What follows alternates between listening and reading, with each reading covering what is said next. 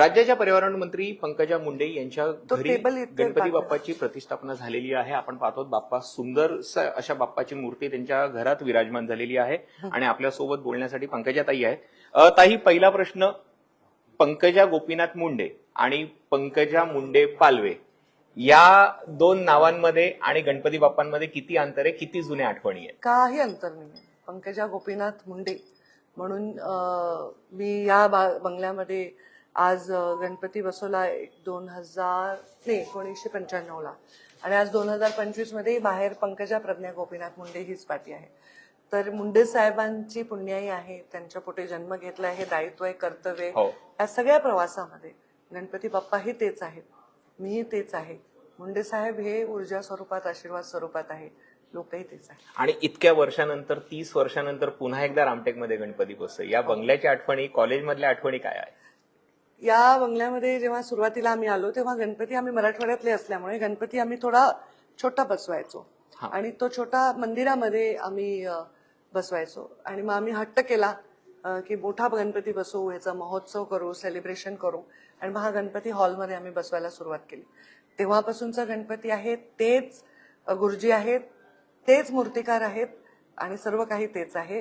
म्हणजे मला असं वाटतंय मधले वर्ष हे होते की नाही अशी परिस्थिती. इतकं सगळं आहे म्हणजे खूप सुंदर पद्धतीने करतात. तुम्ही स्वतः राज्याच्या पर्यावरण मंत्री आहात आणि आता पर्यावरण मंत्री झाल्यानंतर लोकांना जो उपदेश तुम्ही करत आहात त्याच्या आधी स्वतःपासून तुम्ही सुरुवात केलेली आहे.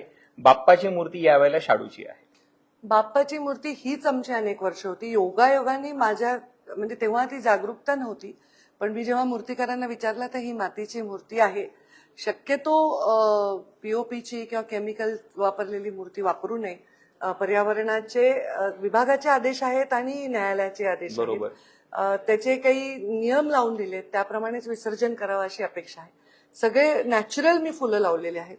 प्लास्टिकचा वापर मी कुठेही केलेला नाही.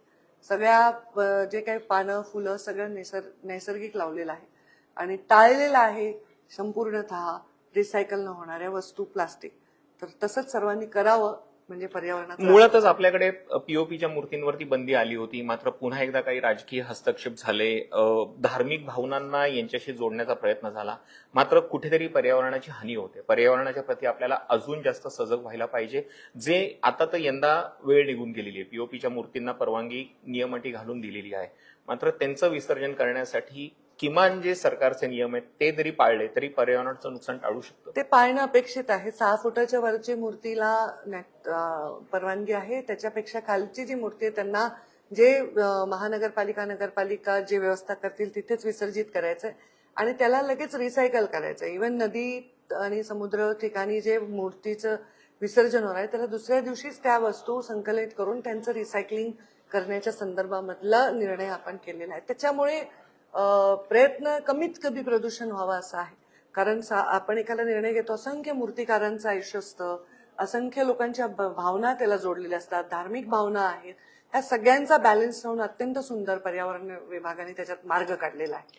पंकजा मुंडे राजकारणात आल्या, राजकारणात आपला प्रभाव त्यांनी सिद्ध केला, मात्र अनेक चढ उतार त्यांना पाहावे लागले. या चढ उतारात त्यांच्या पाठीशी उभे राहिले असतील तर गोपीनाथरावांचं मार्गदर्शन, त्यांची शक्ती आणि तुम्ही ज्या आता आध्यात्मिक पथावरती चाललेला आहात तो आध्यात्मिक मार्ग, किती मॉरल बुस्टिंग मिळतं जेव्हा आपलं सगळं संपलंय असं वाटतं, त्याच वेळेला एक नवीन आशा कशी तयार होते? मला असं वाटतं की कधी कधी आपण जेव्हा कठीण परिस्थितीतून जातो तेव्हा आपण जास्त ईश्वराची आठवण करतो. ईश्वर म्हणजे काय? ईश्वर म्हणजे आपल्या आतच आहे, आपल्या आंतरिक शक्तीमध्ये आहे. आणि जेव्हा आपण या स्पिरिच्युअल जर्नीवर जातो त्याच्यामध्ये प्रचंड संयम होतो. लगेच आपण काही प्रार्थना केली आणि आपल्याला मिळतं असं नाही, पण त्या परिस्थितीतून जाण्याचा संयम आपल्याला प्राप्त होतो. तर मला वाटतं की ते अत्यंत माझ्यासाठी मोलाची ताकद मला मिळालेली आहे. मुंडे साहेबांचं पुण्य आहे, साहजिक आहे, माझ्या आईचा आशीर्वाद आहे, सगळ्या घरच्यांचा आशीर्वाद आहे, पण त्याच्याबरोबर एक आंतरिक शक्ती आपली जास्तीत जास्त आपण वाढवायला पाहिजे. आणि त्याच्या अशा गोष्टीमध्ये जेव्हा आपण जातो तेव्हा हिताचेच लोकांच्या निर्णय घेण्याकडे कल राहतो. तुम्हाला मध्यंतरी तुम्ही एक परिक्रमा केलेली होती, त्याचा एक लोगो तयार केला होता आणि आज तेच तुमच्या गळ्यात दिसतंय. हो. याविषयी नेमकं सांगा ना. ते गेले 2-3 वर्ष मी घालतेच आहे ते. तुम्ही कुठेही माझ्या गळ्यात पाहाल, अगदी माझ्या त्या पोर्ट्रेटमध्ये पण आहे. हे त्रिशूळ आहे, हे त्रिपुंड आहे, हे देवाच तिसरा डोळा आहे महादेवाचा आणि हे महाकालीचे डोळे आहेत. तर हे शिवशक्ती आहे आणि हे मी डिझाईन केला होता लोगो शिवशक्ती परिक्रमेसाठी.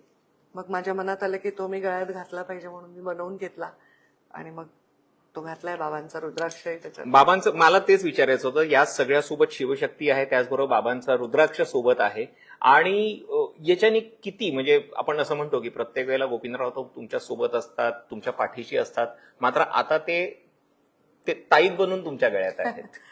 हे पण हे सगळ्यात जबाबदारीचे लक्षण आहे. हे जे घालतोय आपण ह्याला सुटेबल आपल्याला वर्तन करावं लागतं. म्हणजे तुम्ही काय घालता, कपडे काय घालता हे नाही. मी तुम्हाला ट्रॅक पॅन्ट टी शर्ट मध्ये दिसेन, कधी मी माझ्या फॅमिली बरोबर जीन्स टी शर्ट मध्ये, तो मुद्दा नाही. आपला आंतरिक जे जबाबदारी आहे ती महत्वाची आहे.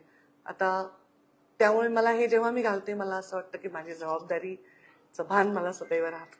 पण मग असं करता करता कुठेतरी असा विचार येतो की एक दिवस सगळं सोडावं आणि संन्यासी बनावं. संन्यासी बनायचा मुद्दा नाही, पण कधीतरी सगळं सोडावंच लागणार आहे कोणाला ना कोणाला. तर जोपर्यंत लोकांची आवड आहे तोपर्यंत जावं आपण. लोकांनी जावं याची वेळ करू नये अशी अपेक्षा आहे. तर एक शेवटचा प्रश्न म्हणजे या मंगलमय वातावरणात हा राजकीय प्रश्न मला विचारायचा नाहीये, पण ती वेळ आलेली आहे. सगळं मंगलमय सुरू आहे, मात्र एक टेन्शन आता सध्या मुंबईच्या दिशेने येताना दिसतंय. जालन्याच्या तुम्ही पालकमंत्री आहात, आंतरवाली सराटीत मनोज जरांगे पाटील मोर्चा काढतायत मुंबईच्या दिशेनं. काय आवाहन असेल त्यांना, जेणेकरून त्यांना कोणताही त्रास होऊ नये, त्यांच्यामुळे मुंबईकरांना त्रास होऊ नये आणि मुंबईमध्ये कायदा व सुव्यवस्थेचा प्रश्न निर्माण होऊ नये? फार सुंदर मंगलमय वातावरण आहे, मोठा सण आहे, प्रचंड गर्दी असते आणि या गर्दीमध्ये एखादं आंदोलन जर आलं तर नक्कीच शासन आणि प्रशासनाची जबाबदारी वाढते. तर माझं असं म्हणणं, आंदोलन करता आणि शासन करता यांनी जबाबदारीने ह्या गोष्टी केल्या तर नक्कीच त्याच्यामध्ये आपल्याला मार्ग निघेल. बाकी शासनाचे लोक आपापल्या परीने त्याचे प्रयत्न करत आहेत. ज्या सामान्य माणसाच्या लढ्यासाठी जर ते इथपर्यंत येत असेल तर कोणत्याही दुसऱ्या सामान्य माणसाला काही त्रास होईल असं त्यांचंही वर्तन नसेल असं मला पूर्ण विश्वास आहे. तर या होत्या राज्याच्या पर्यावरण मंत्री पंकजा मुंडे, ज्यांनी या स्पष्ट गोष्टी- केलेलं आहे मनोज जरांगे चला. पाटील यांना जर आंदोलन करायचं चलो, आहे तर त्यांना ते ते बंद. आंदोलन करण्यापासून थांबवू शकत नाहीत. अरे मात्र पण ज्या चालेल. सर्वसामान्यांचा लढा तुम्ही उभारताय त्याच सर्वसामान्य माणसाला त्रास होऊ नये याची काळजी सुद्धा जर त्यांनी घेतली तर त्याचा पूजा फायदा करणार ना. समाजाला होऊ शकतो. खतम कॅमेरा होणार. पर्सन महेश सोबत तो अच्छा तुषार होता शेटे, और महाराष्ट्र टाइम्स 10 ऑनलाईन, मिनिट खत्म. मुंबई.